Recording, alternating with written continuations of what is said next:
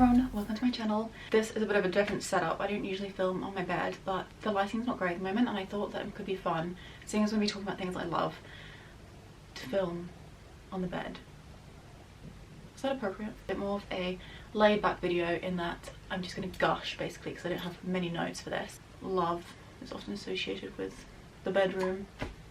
Probably not, but regardless, we've got plenty of books to mention. I've got 10 books plus an honourable mention to talk about in today's video. I'm very excited to talk about these, but I also know for some reason I have a far better ability to talk about things that I dislike over things that I love. If I'm kind of uneloquent and tumbling over my words a little bit, that'll be the reason why. I filmed this video in previous years, not last year, but this year is the first year that I'm going to be actually putting these in an order. So we're going to have my honourable mention, and then we're going to start from book 10 and work our way up to my favourite book of the entire year. If you enjoyed the videos we go along, make sure to give it a thumbs up, let me know that you did. And without further ado, let's just get into this book stack. I've got one 4-star and I've got a bunch of 4.5s and I've got a couple of 5s. I think I had 5 5-star reads this year. I know that seems like none at all, but that's actually quite impressive for me. Last year I think I had 2, so this is a big step up on that. But my honourable mention is actually a book that I gave 5 stars, but I didn't feel right putting it within the top 10 because it is It by Alexa Chung. So this is basically a little kind of like Bible of Alexa Chung. It's everything you would ever want to know about her in terms of like the fun facts. The hardcover is actually cloth bound. I got mine on Depop because they don't sell it anymore, and it's got a bunch of really beautiful images in here. Ones that Alexa drew, ones that Alexa took, ones of Alexa that other people took. It's just a really beautiful looking book, really fun, along with the little quotes from Alexa and little tidbits on like how to survive a breakup or recommendations on what jeans to wear and things like that, which is just silly and fun. I had a really good time with it. I just thought for what it was really excellent. Like I said, it was silly and it was fun, it was really beautifully aesthetic, but at its core it is just so Alexa, and I think that actually fulfills like what this book set out to do. It just wanted to kind of encapsulate her and put it in a piece, I was gonna say piece of literature, but like a little handheld format that you can just delve into and explore more of her, but particularly more of her personality. It feels like you're in conversation with her. So if you're familiar with Alexa, like her, this book is not meant to be taken too seriously, and I feel like if you're familiar with that going into it, then you're gonna have the best time. If you don't know who she is, you're gonna hate this. I didn't want to mention it was a 5-star read. I think it's kind of crazy to have a book that was like massive in like 2013, 2014 on my best books of 2023. That's wild. I wouldn't have thought I would have picked that book up, but Alexa's an icon, isn't she?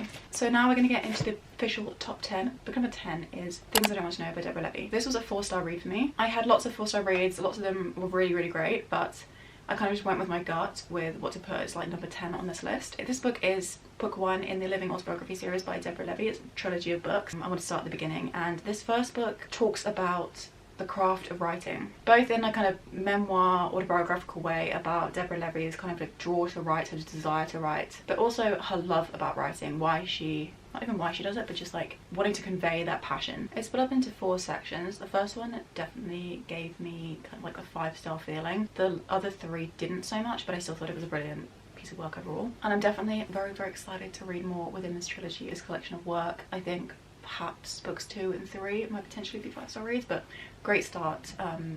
Very much got me invested in Deborah Levy's life. I was aware of her, but I wasn't like familiar with her work going into this one. Book number 9 is getting into my 4.5-star read. So first up we have The Year of Magical Thinking by Joan Didion. This is another piece of non-fiction. I really delved into non-fiction this year. I had a lot of fun with it, which is something that I think myself even like 2 or 3 years ago wouldn't have understood, wouldn't have been able to imagine myself doing, which I think is just a natural part of growing up. I'm like leaning more towards like literary fiction than I was kind of like YA fantasy, like it was in 2019 or even earlier than that. And along with literary fiction, you become more invested in people's lives. I feel like you naturally veer off into non-fiction in the sense of like it's still being about someone's life, but more personal maybe. This book is incredibly personal. It's about the year in which Joan Didion's daughter fell very ill. Her husband suddenly died. It's a reflection on that kind of journey of grief, but particularly over a very sudden event, having her whole world come crashing down within the space of half an hour. I think when discussing grief, it's both easy and also totally acceptable to be very self-indulgent with your writing, but this was pared back and it was looked at in a very analytical way, which is typical of Didion. Didion has a very dry, impersonal prose, but while she's very detached, it was impossible for her to have written this book while being completely impersonal. I've read The White Album by Joan Didion. I think the personal touch was what made this book really stand out for me. I preferred it much more over that one. I think if you are looking at this book, if you're perhaps a little bit interested in picking it up, I'd say that it's valuable to anybody who has either experienced grief or knows someone close to them who is currently experiencing it. I think it's a really valuable asset a valuable piece of writing to acknowledge, and I think I'm going to be dipping back into this one over the years of my life. A great read. I definitely recommend this. Coming in at number 8 we have Frenchman's Creek by Daphne du Maurier. This is a book that was originally a 4-star for me, but I've actually upped it to a 4.5 just because I haven't been able to stop thinking about this. I read this one in August, I believe. Ever since, I think about this like at least once weekly. It's such a clever, kind of complex, layered story the more I consider it. So in this book we're following Lady Donna, and she is having a very difficult time with her husband, very difficult time with his friends as well. She doesn't feel like she's part of his circle. She hates the kind of like high society dinners and things like that. So what she does is she escapes to the countryside, her husband's countryside estate in Cornwall, his Cornish estate, and she takes the children with her. And while she's down there, she discovers that there's been a pirate living in her house over the past months. It's about the relationship that forms with the pirates. It's about the continual narrative of her being detached from her husband, but detached from him in a way that it's like she's a completely different person from the sort of person that he is and sort of people that he hangs around with. This book was written in the 1900s, but it's set in the 1600s, and it's a very kind of progressive, interesting look at male and female roles and life within a very structured society, the impact that can have on someone, or anyone really, but particularly someone who is faced with what rejecting that looks like, because the pirate's life obviously completely rejected life of 17th century England, or 17th century France, because the pirate is French, as you can imagine by the title. Such a beautiful book in terms of the setting, some really lovely quotes in this one, and I absolutely fell in love with the pirate. I think you probably will too. Also has a really satisfying ending, because this one is essentially about an affair. It feels like, you know, you might be feeling sorry for the husband, but actually the way things wrap up, it just makes a lot of sense, and I had such a good time with it. I'm definitely reread this one in the future. Bit of a switch in vibe, bit of a switch in tone. We have Flawless by Elsie. This is one of 2 contemporary romance books I have on this list, which is again a shock to me, a shock to my past self as well, even a shock to who I was maybe at the beginning of even the beginning of 2023. Flawless is a cowboy romance book. We follow Rhett and we follow Summer. Rhett is a bull rider and he lives on a ranch in Canada, but he has a really silly interaction with a news reporter, which will result in him actually punching the reporter.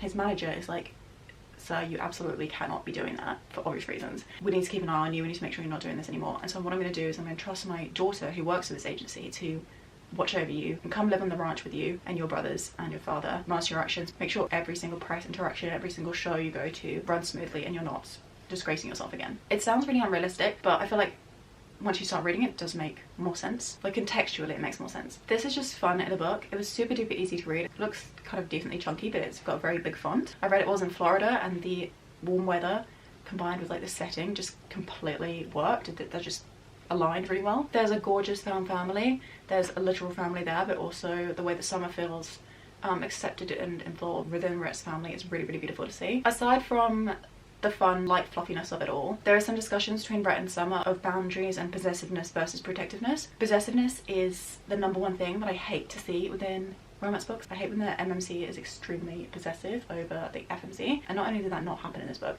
but it's also an issue that was actually like discussed, approached in quite a lot of depth, to be honest, in a really healthy, productive, constructive conversation. I love that part so much. I think that's why perhaps this particularly appealed to me. I couldn't give this a full 5 stars. There's spice in this book. For the most part, I didn't really mind it, and actually for a lot of the scenes were actually very palatable. There was one towards the end, maybe you know if you read it, a bit too much for me. I just felt like we needed to tone that down a little bit. That's a complete like personal preference. Still love this. One of my favourite ever romance books. Such a good time. Kind of linking on from that, book number 6 is You and Me on Vacation by Emily Henry. I really did not know where to rank this one against Flawless. I didn't know which one I preferred. I think on the whole, when I really sat down and considered my feelings, this one is slightly higher than this, but they're both still like solid 4.5s. You and Me on Vacation follows Poppy and Alex. They are best friends, and they've been best friends since college, I believe. And every single summer they've gone away together somewhere, and that's like the one time that they can spend together. They did that for 12 consecutive summers, and then something went wrong in their friendship, and it meant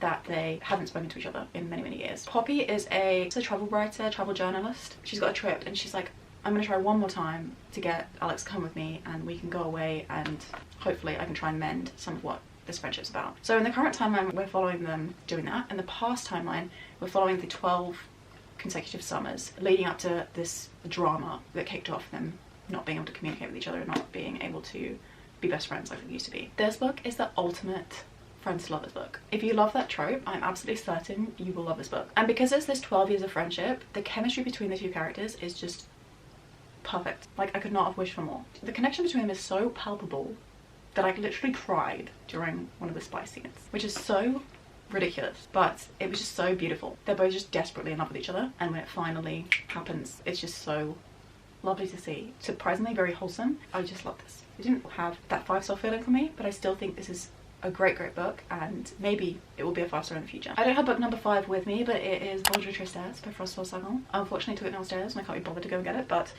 beautiful read. I did a new time a book focused reading vlog on this title, so if you want to hear more of my thoughts in much more depth, then I definitely do recommend checking out that video. I'll have it linked. It'll also be listed down below, of course.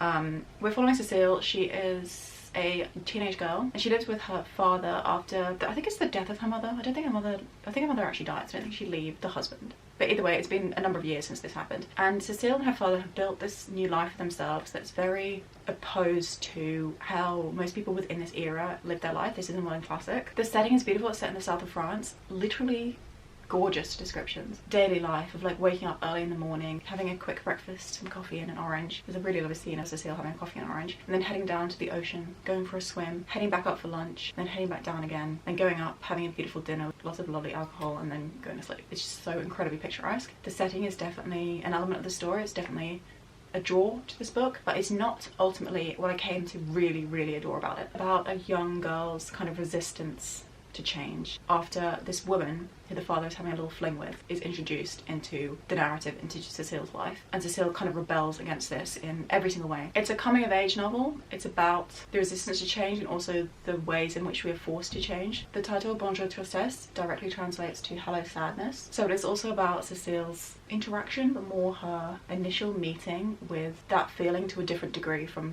how you might feel it when you're a child. I don't really want to get into this because I believe it is slight spoiler territory. It's definitely hints of depression rap within this book, which I also really enjoy seeing. I really like that depicted in a novel, but particularly in an older novel. It was very sensitively done. It was very gentle, but also kind of like hit the depth of what that melancholy can feel like. Book number 4 is Fourth Wing by Rebecca Yarros, a fan favourite. Fourth Wing, what do I have to say about this? In this book, we are following Violet. She's the daughter of the general of a war college. And all her life, she is trained to be a scribe, which is someone who essentially documents history and documents the activity of the riders in this world, because dragons do exist, as you can see from the cover. People who ride on the backs of dragons within kind of like combat. So like I said, Violet has trained to be a scribe. Her father was one before her, and it's all she's ever wanted to do. Pretty much day of the tests of the scribes and of the riders and everyone like that, Violet is told by her mother she has to take the test to be a rider. She's like, no daughter of mine will be a scribe. So that kind of begins the majority of what the plot is about. We are following Violet. She goes through the trials to become a rider while she's completely unprepared. Violet also has a chronic illness, and we see how that disadvantaged her, but like ultimately is something she uses to her benefit, which is really beautiful to see within a book, particularly within a fantasy book. I thought that was really interesting. And that's Own Voices rep from Rebecca Yarros, from the author. I've buddy read this with Lucy, who has a channel here on YouTube. I'll have her link down below. We had the best time of it.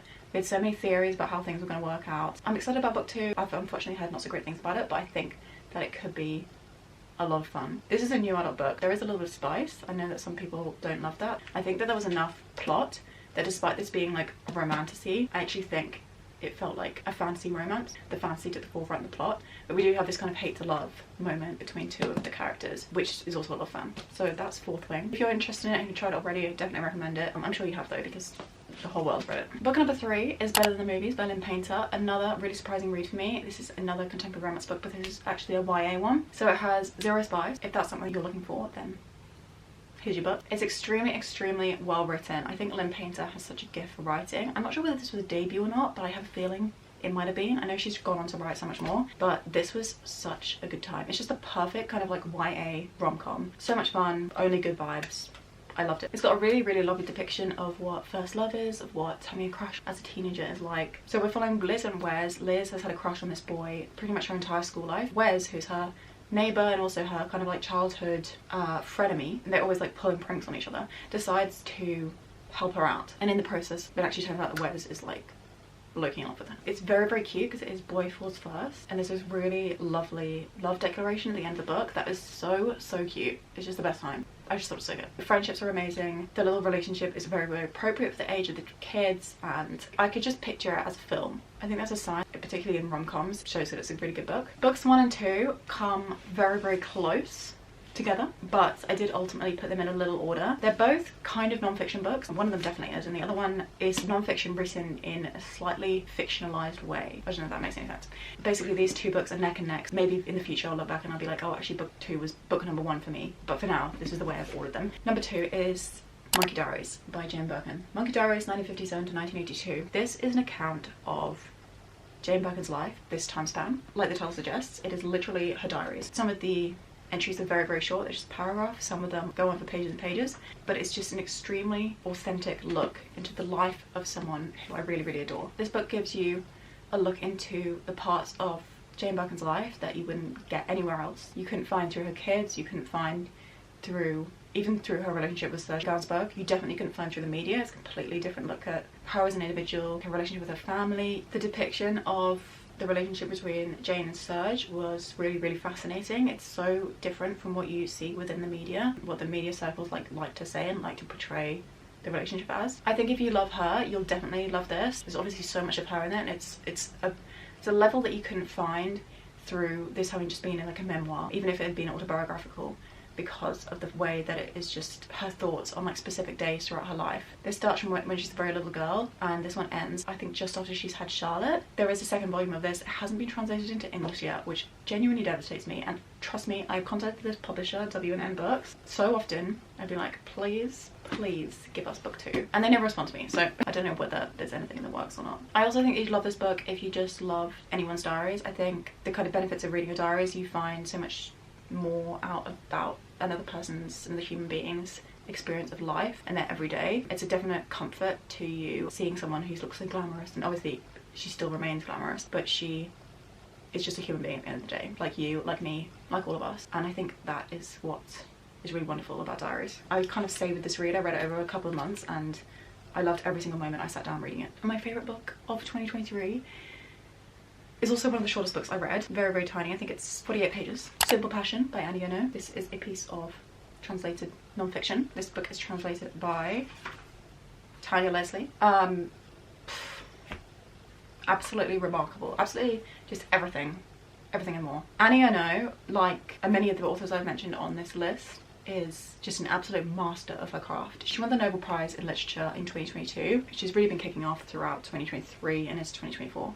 And honestly, having read this tiny book, I already completely believe she's worthy of that award. This book is the first one where I've actually had that feeling that people say, where they're like, I love Emily Henry, I would read her shopping list. I love Annie Ernaux, I would read her shopping list. I would read anything this woman wrote. I think that's why this particular book worked for me so well, in spite of the subject matter. It's about an affair with a man who, I believe he was working in the Russian embassy. It's not going to tell me. Apparently not. But yeah, it says, in her spare stark style, Annie Ernaux documents the desires and indignities of human heart ensnared in an all-consuming passion. Blurring the line between fact and fiction, she attempts to plot the emotional and physical course of her 2-year relationship with a married man, where every word, event and person either provides a connection with her beloved or is subject to her cold indifference. With courage and exactitude, Ernaux seeks the truth behind an existence lived for a time entirely for someone else. What was really special about this book is that I found that Ernaux had such a unique way of expressing herself. Even within that simultaneously ran alongside a complete ability to entirely capture feelings I felt. I'm sure if you've ever loved anybody, then you will feel the same way, especially the kind of change you go from having never felt that way about someone and then into that way. There is an essence within you that is altered the second that you love someone to this extent, and forever changes who you are in the future. There were so many beautiful stand-up quotes. The writing style is very, very stark. It's again broken up into these small paragraphs that just have like a gap in between them. They're thoughts that the author is thinking or mulling over. The thing that made this book so tiny is that every single one of these moments is entirely intentional. Sometimes they're directly kind of like delving into the narrative of the story. Sometimes they're just a thing that Annie Ernaux back in the day was dwelling on, and you could see how that still worked to encompass everything she felt about the situation. It's a very kind of heartbreaking book. The man that she was having the affair with was married. So this is a kind of different perspective. You might expect this to have been written by Annie Ernaux as being the wife in the situation, but she wrote in a way that didn't require you to empathise with her or even sympathise with her. She just told you the facts as they were, allowed you to kind of enter her mindset, enter her not just her way of thinking, but like the way that her life looked, the way that her life was and felt, and allows you to kind of experience what living that life would be like, or is like. This is just a masterpiece basically. I haven't had a favourite book like this one to this extent in many years. I'm so excited to read more ernaux. I definitely should have done that already, but I hope to do so in the future. Just a book of my heart basically, despite it being about a literal affair, which I find really hideous. You know, cheating is not something that people think is that great. So it's really incredible. And I managed to document that experience and to still get such a kind of visceral reaction from me.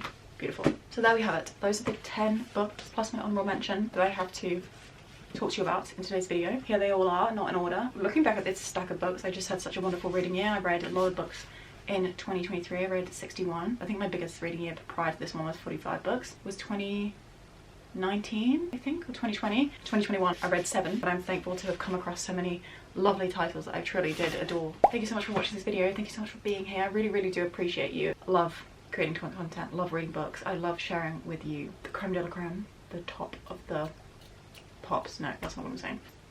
You know, the reading that's not just like, yeah, that was good, but like, this is it. This is the stuff you should be consuming, or if I were you, I would be consuming. Thank you for your presence, and if you enjoyed this video, let me know by giving it a thumbs up, comment that you want down below. Don't hate on my books though, because I will cry. I'm joking. If you feel like it, share something that you love in the comments, especially if you had any similar reads to me, because I'm always looking for books that I will truly adore, of course.